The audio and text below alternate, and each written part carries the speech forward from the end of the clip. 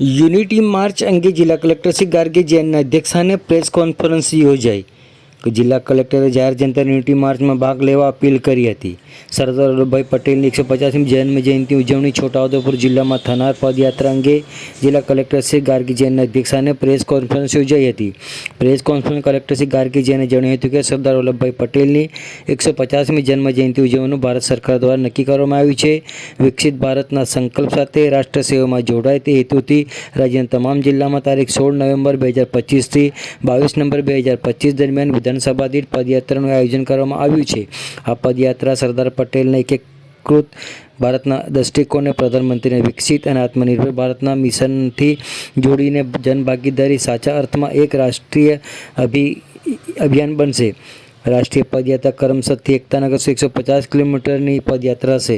વધુમાં તેમણે જણાવ્યું હતું કે છોટાઉદેપુર જિલ્લા કક્ષાની અને 137 છોટાઉદેપુર વિધાનસભાની પદયાત્રા તારીખ 19 નવેમ્બર, 138 પાવીજપુર વિધાનસભાની 18મી નવેમ્બર, 139 સંખેડા વિધાનસભાની 20મી નવેમ્બરે યોજાશે.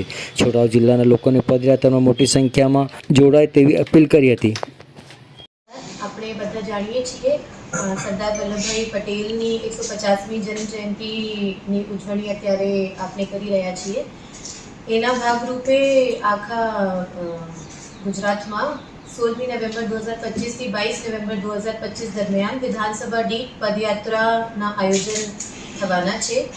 આ પદયાત્રા સરદાર પટેલના એકીકૃત ભારતના દૃષ્ટિકોણને પ્રધાનમંત્રીના વિકસિત અને આત્મનિર્ભર ભારતના મિશનથી જોડીને જનભાગીદારીથી સાચા અર્થમાં એક રાષ્ટ્રીય અભિયાન બનશે.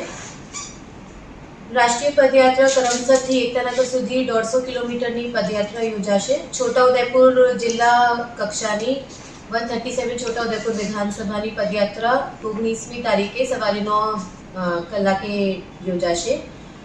પાવીજેતપુર વિધાનસભાની તારીખે 18મી નવેમ્બર સવારે 9 કલાકે યોજાશે અને સંખેડા વિધાનસભાની 20મી તારીખે 9 કલાકે યોજાશે. હું બધા છોટાઉદેપુર જિલ્લાઓના લોકોને વિનંતી કરું છું કે તમે મોટા પાયે આ પદયાત્રામાં ભાગ લો અને આ પદયાત્રા સફળ બનાવો. Thank you.